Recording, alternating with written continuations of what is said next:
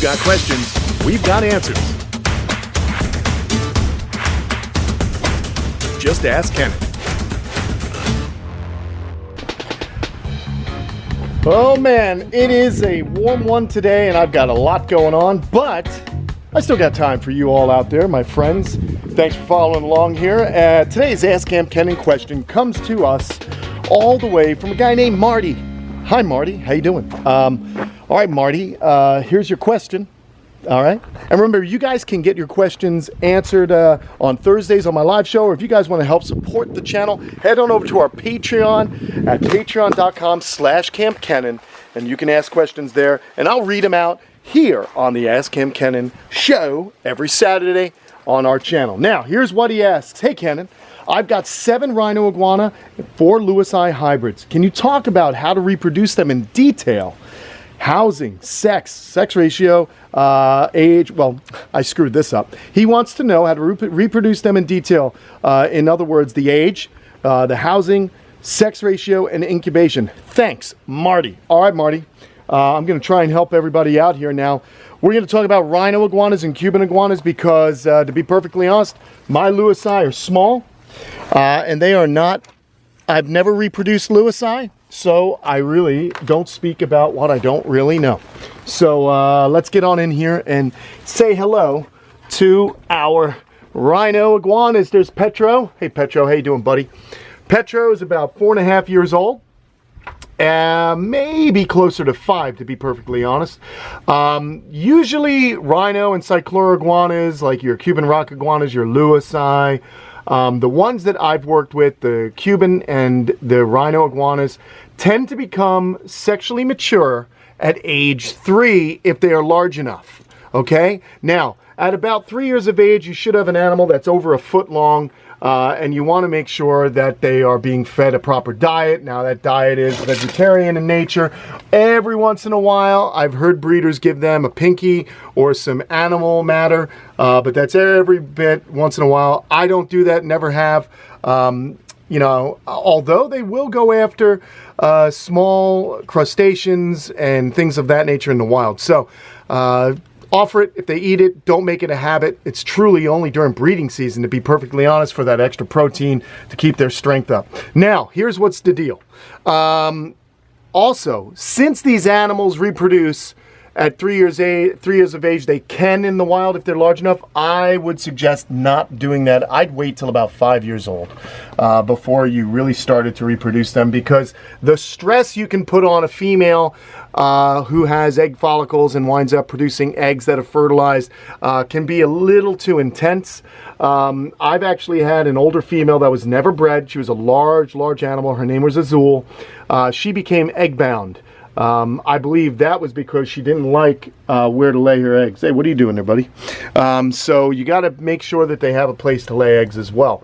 Now, here at Kamp Kenan, we've got earthen bottoms. They can choose where they want to go. Every year, the female tends to go over here and lay her eggs. She likes it out here. It's a sunny spot. They also bask out here. They dig a long tunnel, and at the end of the tunnel, they'll lay their eggs and then backfill it and then leave the nest. They will protect the nest area, but once the hatchlings...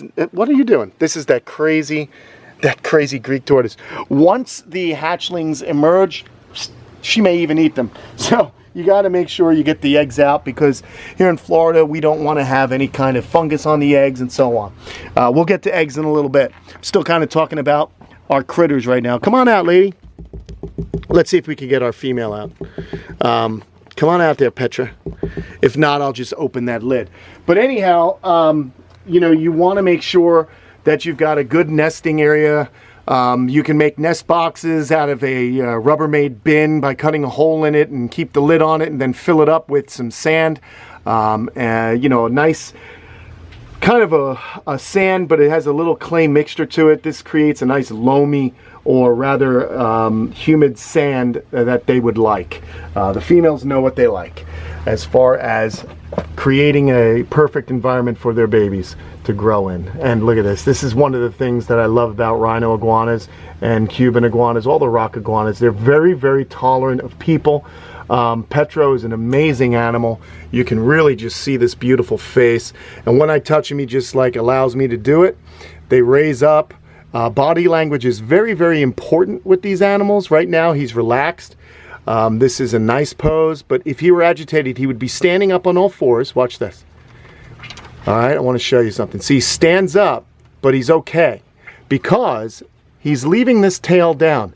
When he's agitated, if I'm doing something he doesn't like, see this is a submissive pose, okay?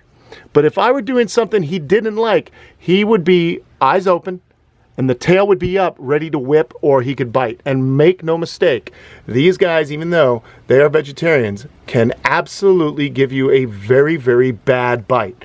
You're gonna wanna make sure with these animals that you have a very large enclosure. Very, very important. That's a lot of varies.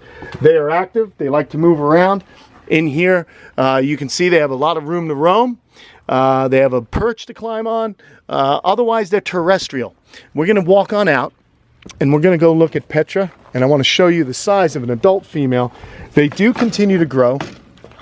So I've had, like I said in the past, I had a female named Azul.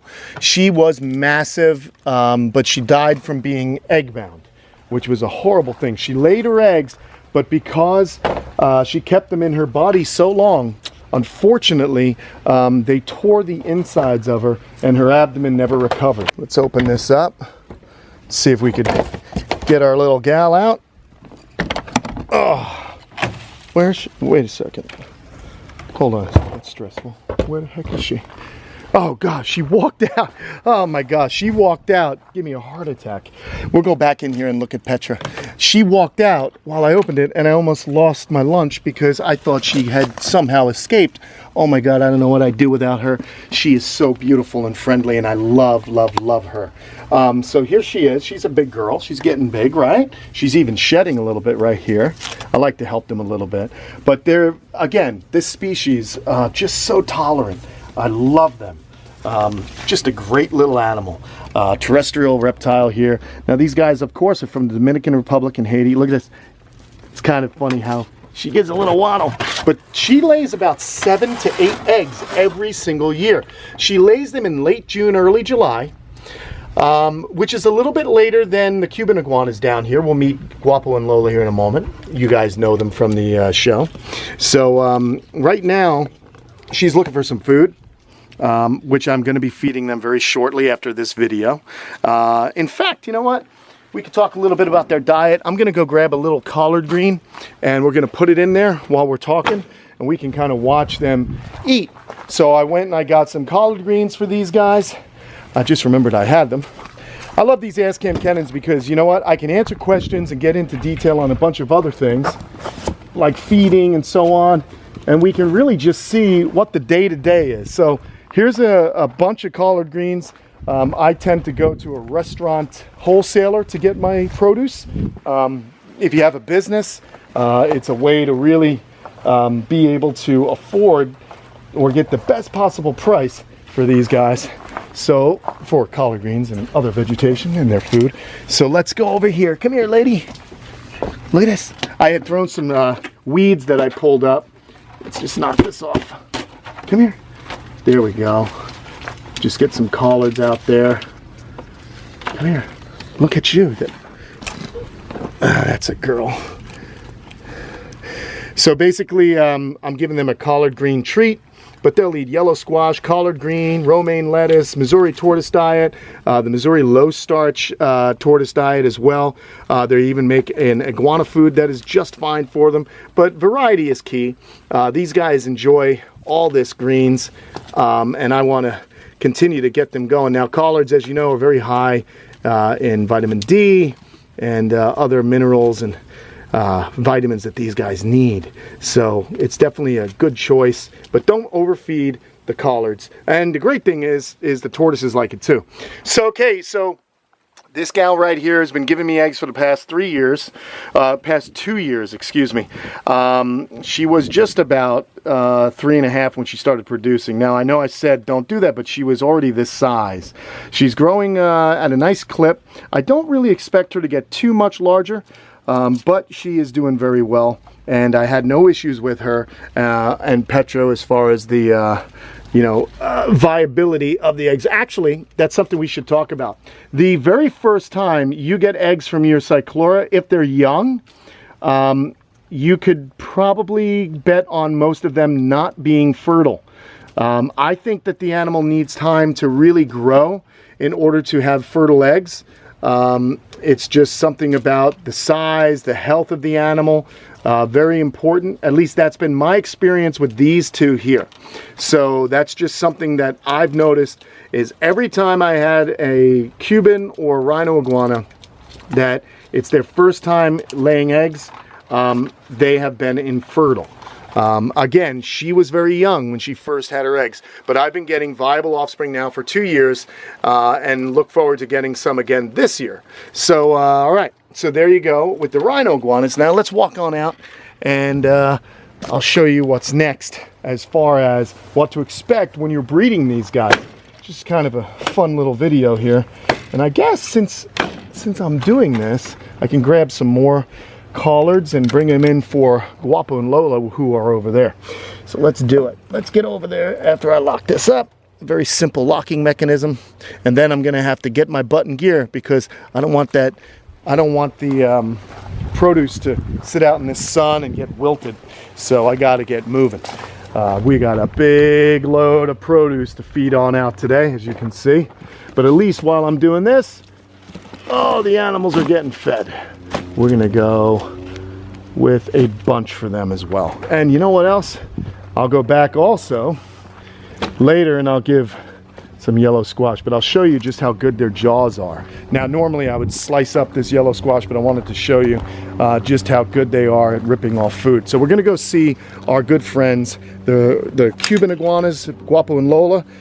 They reproduce here in Florida around June. They should be breeding right about now, and then they'll reproduce in June. Now, I haven't had, oh, by the way, that's Slinky. You love him, you know him, there he is. But those aren't the lizards we're talking about. We're talking about rock iguanas. For Marty, oh, there's the Guaps. How you doing, Guapo? Good to see you. Where's your girlfriend? Oh, there she is. I didn't even notice her. So check this out. Let's see what they can do to this. They'll think it's a banana, I'm sure, and then they'll just get to work on it. Let's see if they can open their mouth. There you go. Here, you know what? I'll help you. There you go. You don't like it? You don't want your squash? What's wrong? There you go.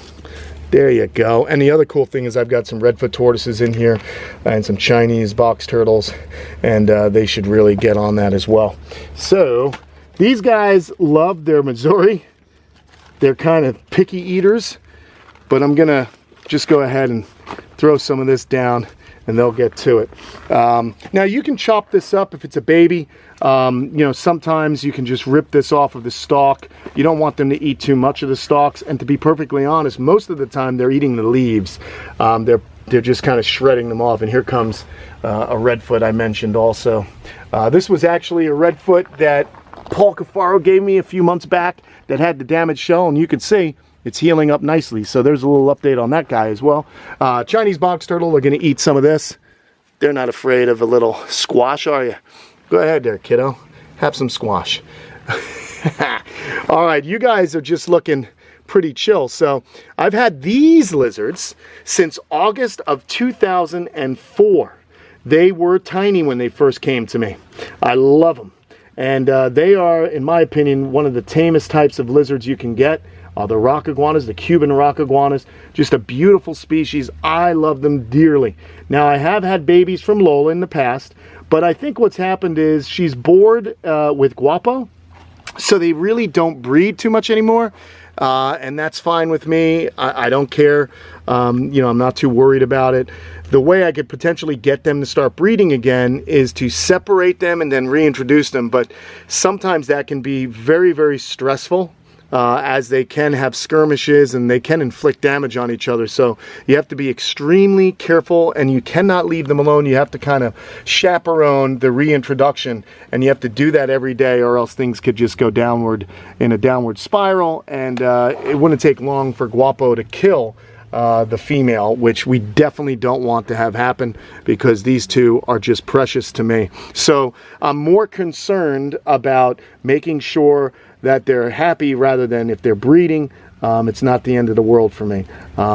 The other question that was asked in this Ask Kamp Kenan question from Marty is, what ratios should you keep? Now in the wild, that's a good question. In captivity, I've only ever heard of anyone getting luck out of pairing them up.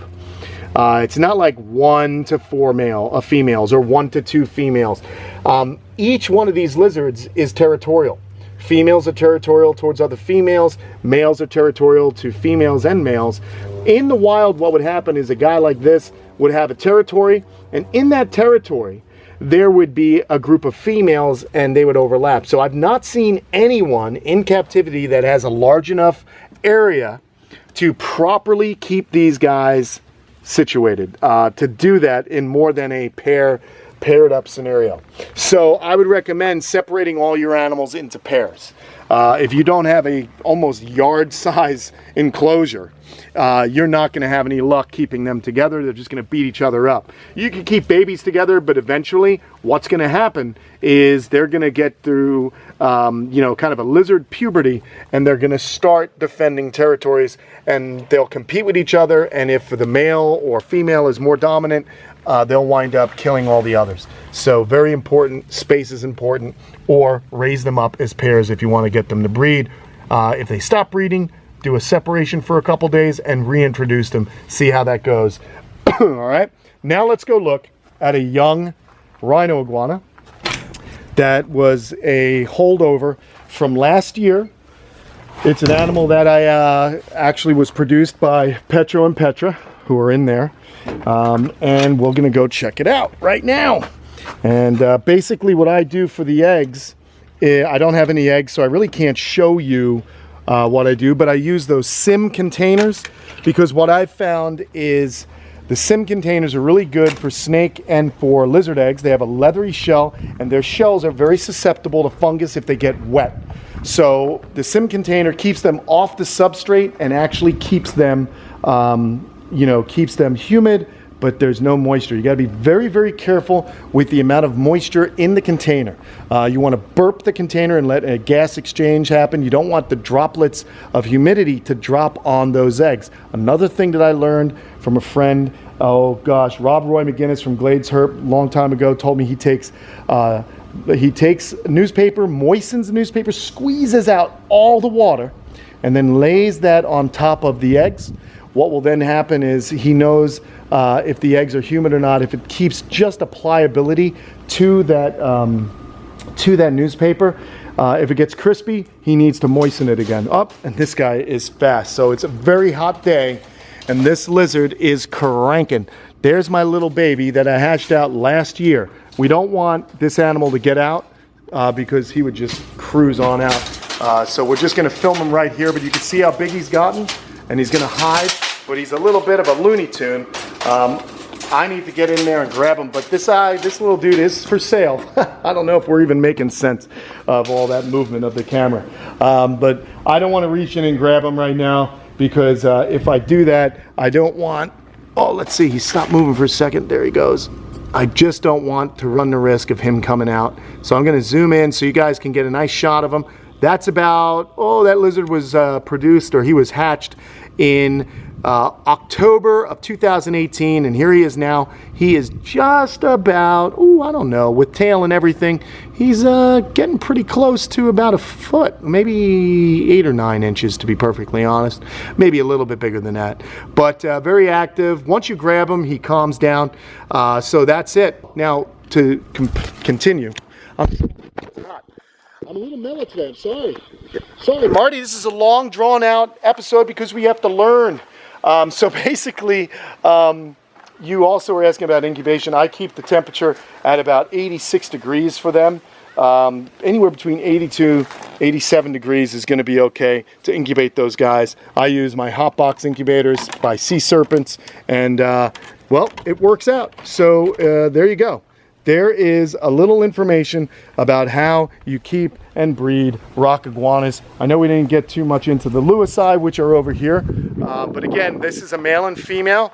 I'm basically going to set them up in as naturalistic an environment as possible when the time comes, when they get a little bit bigger. And then, guys, I'll do a video once I start hatching them out. All right, so there you go. There is a little inside. Now, I got a lot to do. We got to feed these animals. We got to clean them, water them. Woo! It's going to be a hot day. So I'm going to get on that right now. Hope you guys enjoyed this video. Hope it helped you out, Marty. Thanks for your question. Thanks to all my Patreon supporters. You guys really make a difference in keeping this channel going. If you guys want to help out and you're not already a Patreon supporter, please go to patreon.com/Kamp Kenan. We have other content on there, new videos, things you will not get anywhere else. All right, so there's the aquascape pond. It's doing good. And another thing you could do to help me out, folks, is to like and subscribe to this video, and also head on over to the Kamp Kenan Army channel, where there is even more content that you're not going to see anywhere else. 2 channels, lots of Kamp Kenan, even more animals. See you guys.